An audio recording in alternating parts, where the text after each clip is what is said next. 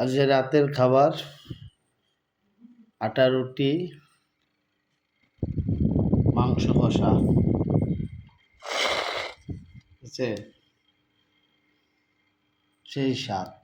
মাংস অনেক ঝাল হয়েছে, মাংসে আম আছে, কাঁচা আম দিয়েছে, কাঁচা আম দিয়া ভুনা ভুনা কষানো, মাংস অনেক ঝাল, সাথে আটা রুটি জমবে।